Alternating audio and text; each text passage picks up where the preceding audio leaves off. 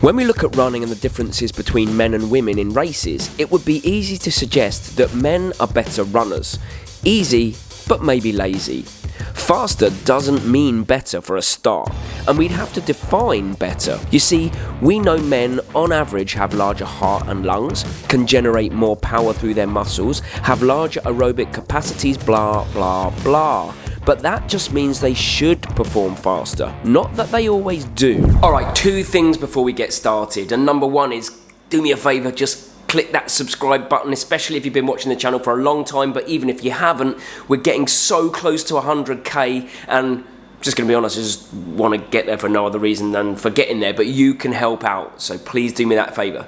And the other thing is, let's just agree right now that this video is an opinion piece. It comes from a place of love for everyone, all humans, from me, and I'm not here to poke at anyone or divide. What I'm here to do is just share my opinions and some thoughts. So if you're going to go into the comments section, let's just keep it respectful. That's the way this channel's always been. And I want to start the video by talking really about 2 heroes of mine, 2 things of note that have happened in the last year, and that is, first of all, let's talk about Jasmine Paris. And if you're not aware, Jasmine Paris is a 40-year-old British ultra runner who in 2019 won the Spine race, which is a 268-mile race in 83 hours. And when I say she won it, she was the overall winner, set the course record. Oh, and she was also expressing breast milk for her newborn child. That's mad.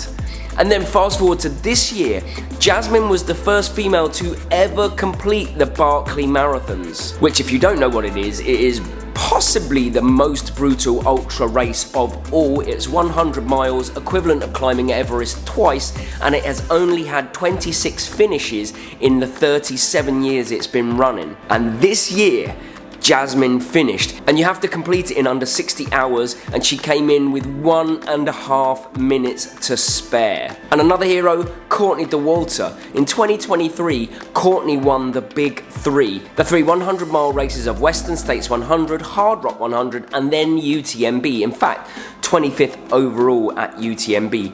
It would be safe to say Courtney dominates. So what I actually want to look at here is what is the difference in male and female performance as distance increases and it becomes more about the mental game than it does just your physiology. So is there any difference in performance once the balance shifts towards that mental side? That is what would be really interesting. Because I can tell you, the longer the distances get, the less it has to do with your physical ability. Most of the 50-kilometer races, and certainly the 100-kilometer race, was so much about sheer mental will and the ability to endure pain for as long as possible. It was so much more about just how much could I suffer and keep driving myself forwards. Not only was I beaten by men and women alike, but also, interestingly, many different body types, from tiny light frames to big muscular masses hulking through the Thai jungle, relying more on the mental than the physical. In the New York City Marathon, Mary was around 30 minutes slower than me, and yet in our last 50-kilometer ultramarathon, she was less than that. A testament to her mental fortitude as well. Being able to experience extreme discomfort and keep moving forwards is absolutely a running skill and something vital over the longer distances. In a 10 kilometers, it can hurt, but you know it's over soon. Not so in a 100 kilometer race. So as races become more about the mental than the physical, does that make a difference?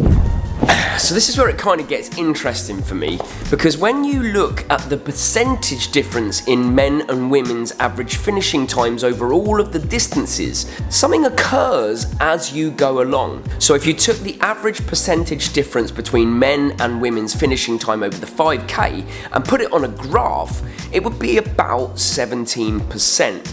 But as you move through the distances, especially under a marathon, it kind of stabilizes at around 11%, then 9%, then 11%. But when you get into ultra running distances, so let's take 50k, actually the percentage difference gets wider and goes out to 16% difference. But this is where it gets really interesting, because as you go into the deep, dark, long distances, first we're talking 100 kilometers where the difference is 7%. Then you go to 100 miles and the difference in finishing time on average is 0.2 0.25%. And then, if you get over 195 miles, which I think we can all agree is a ridiculous distance, but also very much about the mental as well as the physical, then women actually have been proven over a mass study to perform better than men by 0.6% in terms of finishing time. So the interesting thing here is that as the distances get longer, the gap narrows until it switches and the women perform better. So there are a few physiological reasons that could give women the advantage over men at ultra long distances. It could be the relative lack of muscle mass actually makes female runners more fatigue resistant. It could also be the greater distribution of slow twitch muscle fibers, which are the ones that are more fatigue resistant. And there's also evidence that points to women being 19% better at running with controlled and consistent pace. And maybe that pays off the longer you run. And I've heard a lot of theorising that is perhaps more interesting than proven, but it revolves around women genetically being set up to tolerate more fatigue and pain because of potential childbirth and child raising. And because it's coded into the genetics, you wouldn't need to actually have a child to be able to utilise these benefits. Maybe there is more pain tolerance. I don't know, but it's certainly an interesting theory. It's more of a thought provoker than an opinion. I don't really know the answer, but it is interesting to look into. I guess ultimately we've all got to decide what better actually means, because is it faster? Is that what better means? Is it that you can run for longer? Is that what better is? Is it that you make more progress from your start point to your end point? Is that what better is? And when you look back at it, I think, well, I certainly come to this conclusion, is that it really doesn't matter, because we're all runners and we're just trying to do our thing, and comparison to other people, as we already know, is not particularly healthy. What we should be looking at is, are you better? Are you a better runner than you were yesterday? Are you a better runner than you were the year before? Rather than thinking, am I better than this person or that person? And I know it's a cliche, totally get that, but it is what I truly believe. Is as much as I'm sharing my opinions on this, the conclusion I always come to when I do things like this is really stop comparing yourself to other people, stop comparing myself to other people. We're all humans. Anyone watching this video, I'm assuming, loves running, so let's run. And remember, whatever your opinion is on this, that's okay, but be nice, play nice. We're all humans at the end of the day. And if you enjoyed the video, then consider subscribing to the channel. As I asked earlier, help us get to 100k. And if you liked the video, you're definitely gonna like this one, which is my advice anyway on why you should never miss the long run. Build it into your routine as a cornerstone.